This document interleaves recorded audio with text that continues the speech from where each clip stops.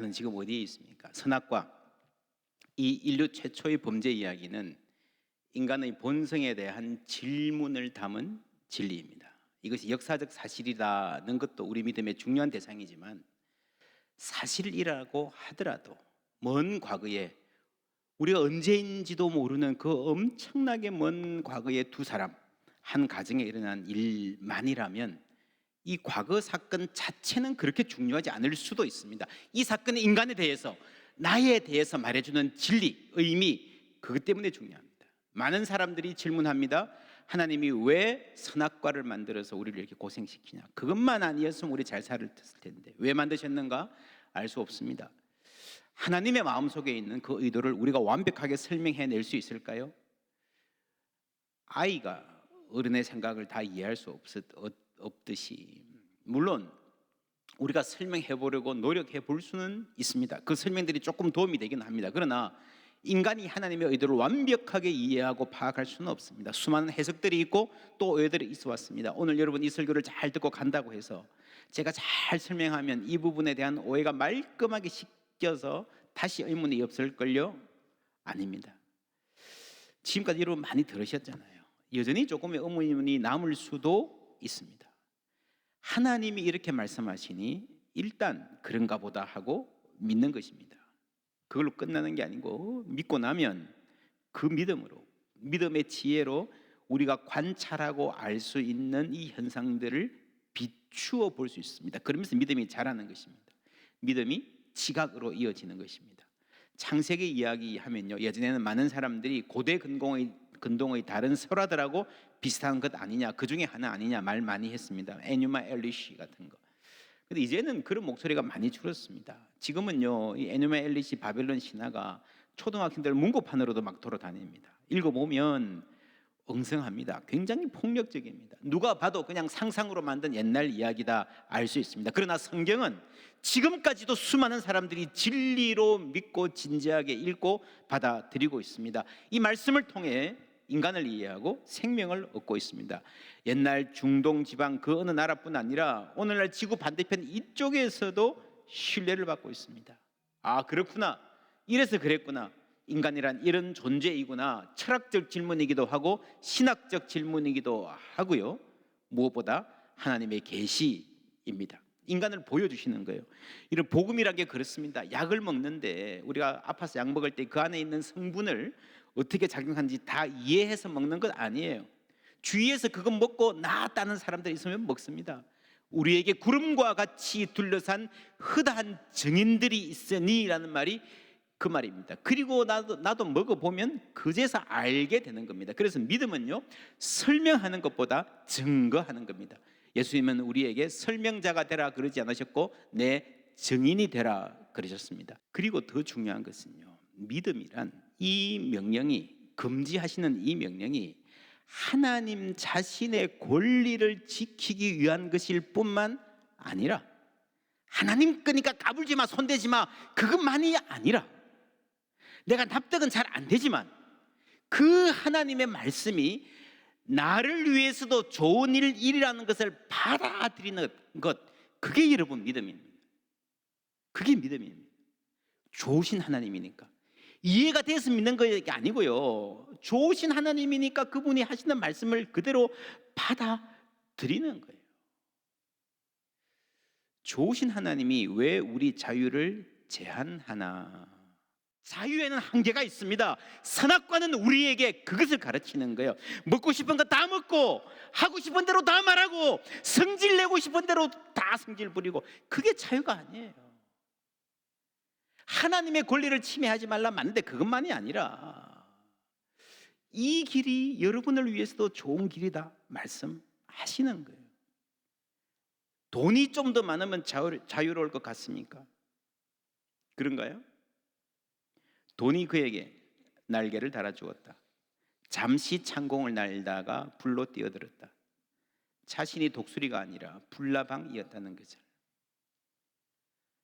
몸이 타는 냄새를 맡으면서 알게 되었다. 돈이 그에게 날개를 달아줄 수 있습니다. 권력이 그에게 날개를 달아줄 수 있습니다. 지식이 날개를 달아줄 수 있습니다. 그러나 그 날개를 갖고 자기에게 유익이 되게 썼는가는요, 또 다른 문제예요. 지식이 그에게 날개를 달아줄 것이다, 저것을 먹으면 지식이 생길 것이다, 이전에 몰랐던 것을 알게 되면서 좀 다른 차원에서 멋지게 살 줄 알았는데 그 지식 덕분에 부끄러움이 먼저 찾아왔습니다. 비참하게 되었습니다. 여러분, 수치 어디서 옵니까? 타인의 눈을 의식하는 거예요. 저 사람이 나를 어떻게 생각할까 생각하고 또 생각하면요, 부끄러움이 생겨요. 사르트르가 그랬습니다. 타인은 지옥이다. 다른 사람 싫어, 그게 아니고요, 타인이 나를 어떻게 생각할까 하는 그 생각이 내 머릿속에 들어와서 그것이 나를 힘들게 만든다는 거예요. 그게 여러분, 타인을 의식하는 내 생각이 지옥이라는 겁니다.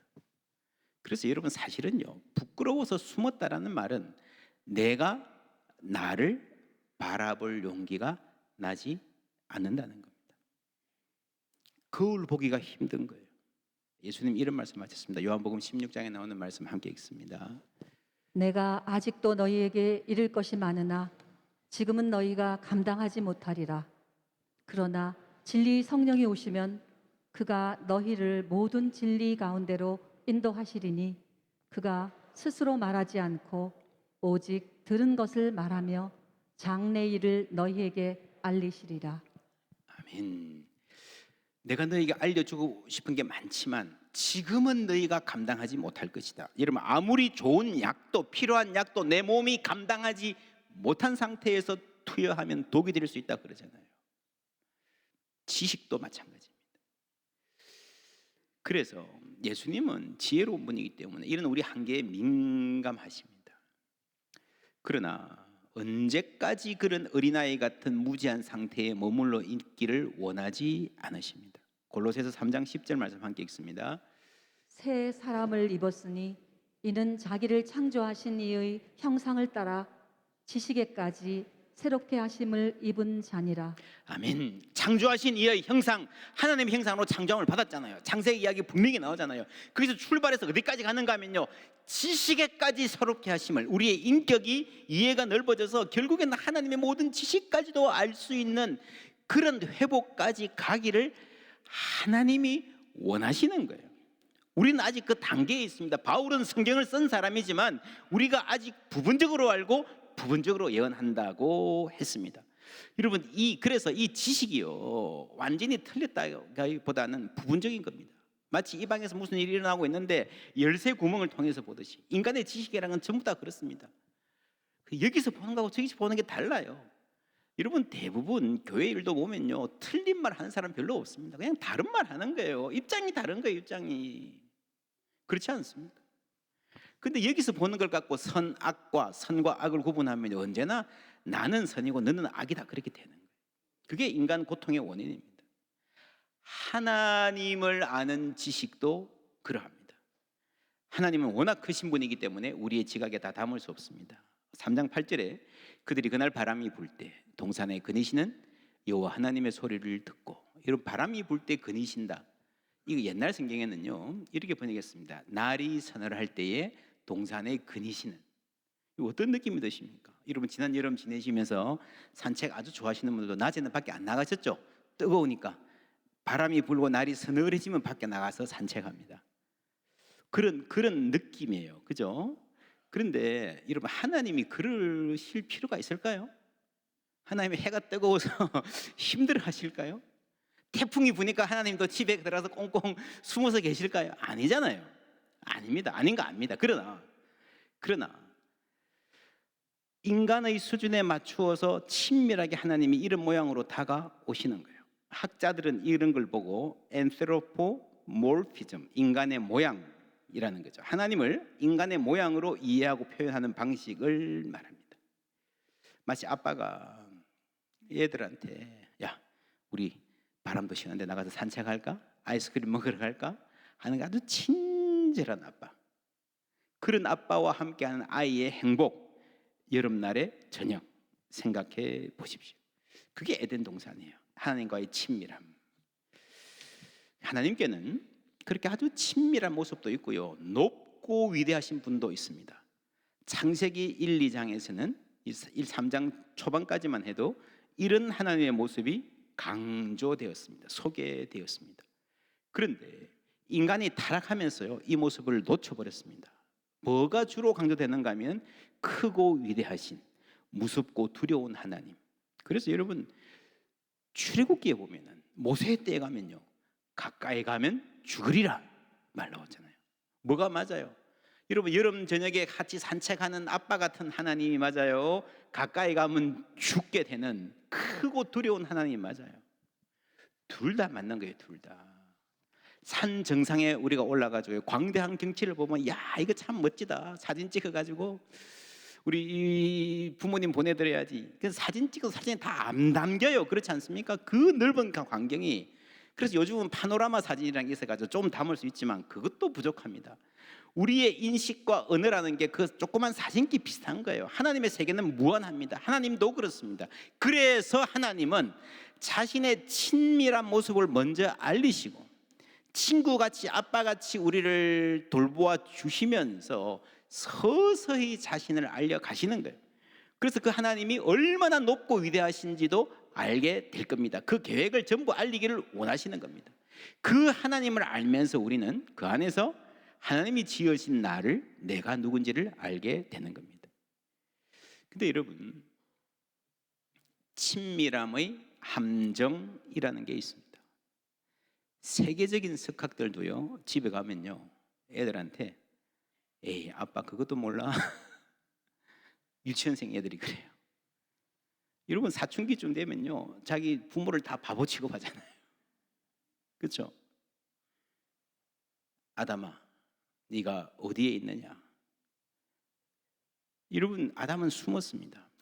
숨을 수 있다. 하나님의 눈을 피해서 나무 뒤에 숨을 수 있다 라고 생각한 거죠. 다윗은 이렇게 말합니다. 여호와여, 내 혀의 말을 알지 못하시는 것이 하나도 없으시니이다. 주께서 나의 앞뒤를 둘러싸시고 내게 안수하셨나이다. 이 지식이란 말 나왔죠? 하나님이 주신 지식이에요. 하나님 우리에게 지식을 주시기를 기뻐하십니다. 내게 너무 기이하니 높아서 내가 능히 미치지 못하나이다. 내가 주의 영을 떠나 어디로 가며 주의 앞에서 어디로 피하리이까. 내가 하늘에 올라갈지라도 거기 계시며 수월에 내 자리를 펼지라도 거기 계시니이다. 내가 새벽 날개를 치며 바다 끝에 가서 거주할지라도.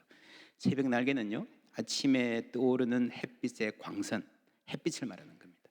그 햇빛을 타고 햇빛이 얼마나 빨리 얼마나 멀리 갑니까? 거기까지 끝까지 가도 하나님은 여전히 거기 계신다는 거죠. 거기서도 주의 손이 나를 인도하시며 주의 오른손이 나를 붙드시리이다. 여러분, 새벽 날개, 태양 광선같이 빨리 가는 것, 만약에 누가 사고 치고 났어요, 경찰이 잡으러 오면 빛의 속도로 저기 멀리 가서 에베레스트나 남비에 가서 있으면 숨을 수 있을지도 몰라요. 요나가 그랬죠. 니느웨로 가라 그랬는데 정반대로 다시스로 갔잖아요. 그리고 숨었습니다. 배에 내려가 자는데요, 배 맨 밑바닥에 자는 거예요. 왜 맨 밑바닥인지 아십니까? 그만큼 숨으면 하나님이 찾기 좀 더 힘들지 않을까. 맨 밑바닥에 자요. 거기서 요나는 음성을 듣습니다. 요나야, 네가 어디에 있느냐? 물어오시는 거예요. 풍랑으로. 그 풍랑이 세차게 흔드는 우리 인생의 풍랑이 하나님의 질문이라는 것을 알았습니다. 네가 어디에 있느냐? 숨을 수 있다고 생각하는 오해입니다. 여러분, 요나는 그랬어요. 하나님은 이렇게 말씀하시지만 내 생각에는 아닙니다. 하나님, 그거는 그렇게 처리하시면 안 됩니다. 내 판단으로 움직이는 거예요. 그래서 반대로 가는 거죠. 하나님은 틀렸고 내가 맞아요. 뭡니까? 내가 하나님이 되는 거예요. 그게 죄예요. 베드로도 그랬죠. 예수님은 십자가의 길로 가셔야 된다, 그것이 아버지의 뜻이라 그러셨습니다. 그런데 막아서서 아닙니다, 예수님, 그러면 안 됩니다. 그거 잘못 생각하시는 겁니다. 내 말 좀 들으세요.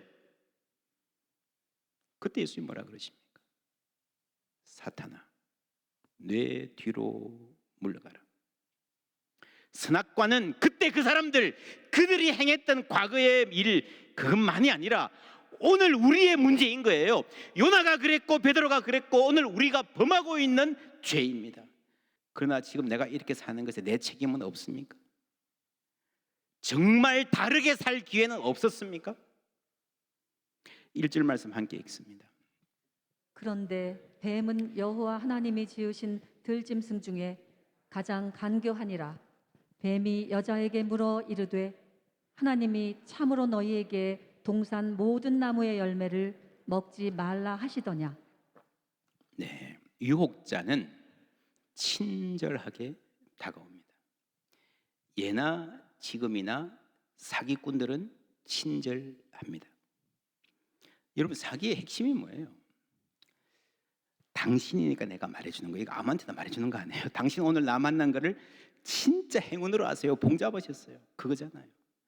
사기꾼을 만나면 이제까지 내 친구들이나 다른 사람하고는 다르게 정말로 나를 위해 주는 사람, 내 인생을 쫙 펴게 해줄 사람을 만난 것 같아요. 아무에게나 안 오는 행운이 나한테 온 것 같아서 막 가슴이 뛰어요. 너무 고마워요. 이미 사기 1단계에 걸린 거죠. 그렇죠? 그래서 유혹의 핵심은 이것입니다. 나야말로 진정으로 당신을 위해 주는 존재다. 하나님은 아닐걸? 하와에게 뱀이 왔습니다. 나는 정말 너희들을 위해서 그러는 거고, 너희들을 정말 지혜롭게 만들려고 행복하게 만들어 줄 존재고, 하나님은 너희들을 이용해 먹으려고 그러는 걸. 너희들이 똑똑해지고 멋지게 사는 거 싫어하시는 거야. 그렇잖아요.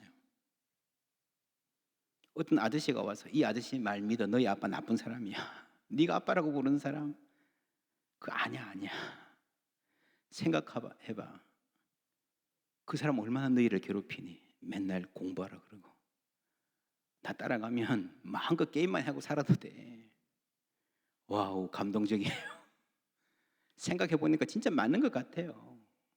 생각하고 또 생각해봐도 여자가 그 나무를 본 적 먹음직도 하고 보암직도 하고 지혜롭게 할 만큼 탐스럽기도 한 나무인지라. 생각해보니까 내 생각에 그런 결론이 나와요. 저 사람 말이 맞는 것 같아요.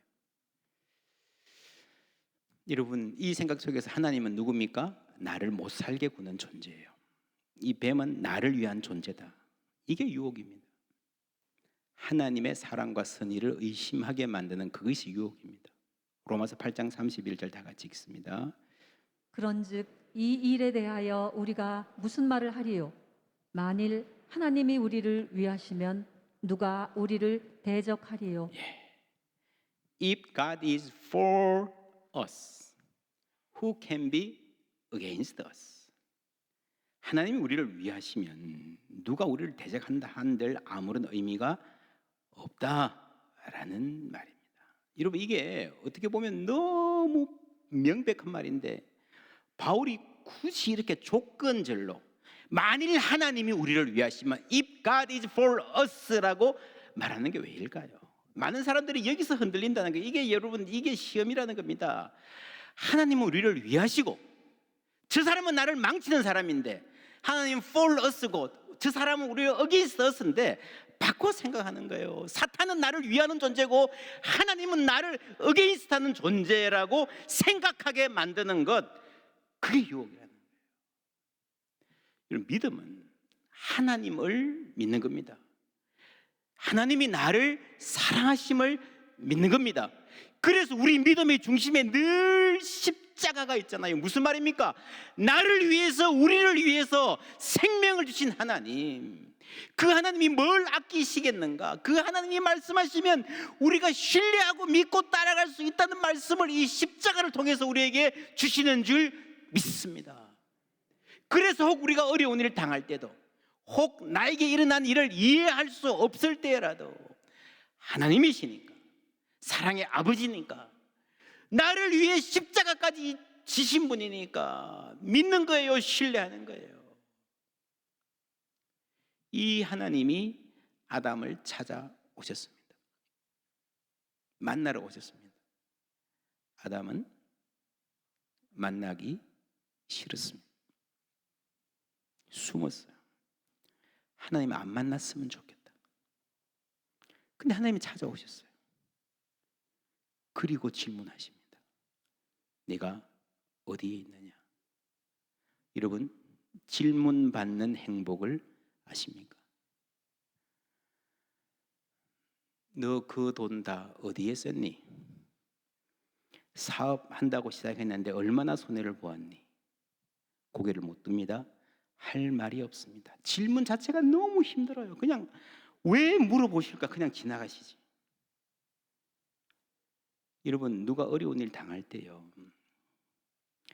세상 물정 좀 아는 분들은요, 잘 안 물어봅니다. 그냥 수고 많습니다. 힘드시죠? 그리고 그냥 가요. 물어보면 얼마 손해 났습니까? 물어보면요, 저쪽에서 어떻게 생각해요? 도와주려고 그러나 보다. 그렇게 생각하잖아요. 그런 마음 들잖아요. 그래서 여러분, 인생 좀 살아보신 분들은요, 잘합니다. 도와줄 마음이 없으면 안 물어봐야 돼요. 어디 멀리 갔습니다. 집에 못 타고 가십니까? 대답 못하고 끄적이면 어떻게 해야 돼요? 태워줘야 되잖아요. 물어본 사람이 태울 사람 연결해 줘야 되잖아요. 여러분, 하나님이 물어보실 때는요, 태워주신다는 말이에요. 하나님이 물어보신다는 것은요, 어디 있는가를 물어보시고 거기서부터 건져주시고 해결해 주신다는 말씀인지 믿습니다. 우리의 인생의 길을 잃었을 때에 하나님은 그냥 두지 않으시고 찾아오십니다. 네가 어디에 있느냐 물어보십니다. 그것이 은혜입니다. 여러분, 길 잃은 양 한 마리 비유하시죠? 밤에 길을 잃고 헤매는데 저기서 목자가 다가와요. 이 양이 어떻게 할까요? 목자에게 달려갈까요? 숨을까요? 아니, 왜 숨어? 왜 숨어? 말이 안 되잖아요. 근데 여러분, 의외로 숨는 양들이 많습니다. 혼날 것 같으니까. 지금 아니라 어떻게 해서 나 혼자 한번 돌아가 봐야지, 멋있게. 그래서 숨고요. 목자가 그냥 지나가면 휴, 다행이다 하고 고개 들리는데 여기에 늑대의 이빨이 있습니다. 숨지 말아야 됩니다. 목자에게 빨리 안기는 것이 사는 길인 줄 믿습니다. 그게 잘 사는 길이에요. 혹 만약 숨기로 했다면 들키는 것이 오히려 좋습니다. 아십니까, 여러분? 들키는 것이 은혜다. 옆에 분에게 한 말씀해 주시겠습니까? 들키는 게 은혜입니다. 들키는 게 은혜입니다. 우리가 나쁜 짓 하고 거짓말 할 때는요, 발각이 되고 들키는 게 은혜입니다. 학생이 열심히 공부하다가 도저히 안 돼서 슬쩍 컨닝 한번 했어요. 가슴이 콩닥콩닥, 얼굴이 빨개지고. 그런데 안 들켰어. 성적도 잘 나왔어. 그렇게 넘어가면 어떻게 될까요? 그 다음 시험 볼 때는요, 공부하기 더 힘들어요. 이 공부는 본래 힘들잖아요. 그죠? 또 컨닝하고 싶어. 이번에는 기술도 좀 늘어나고 대담해지고. 여기에 몇 차례 성공해서 맞들이기 시작하면요, 공부는 바이바이입니다. 영원한 이별이에요. 왜 힘들게 공부해요? 쉽게 점수 따를 수 있는데. 왜 힘들게 돈 벌어요? 출근해요? 쉽게 돈 벌 수 있는데. 하나님은 범죄한 아담을 찾아오십니다. 숨고 싶어요. 그냥 모른 채 나를 좀 놓아두었으면 좋겠어요. 심지어 하나님 같은 존재 없었으면 좋겠어요. 그럴 때 있잖아요. 그런데 여러분 아십니까? 그때가 우리에게 하나님이 가장 필요한 때입니다. 하나님만이 그 지경에서 우리를 구원해 주실 수 있습니다. 그 하나님이 물으십니다. 네가 어디에 있느냐? 너 인생 지금 어디에 가 있느냐? 우리는 이 질문 앞에 서야 됩니다. 면목이 없어도, 부끄러워도 이 질문 앞에 설 수만 있다면 우리의 삶에 희망이 있을 것입니다.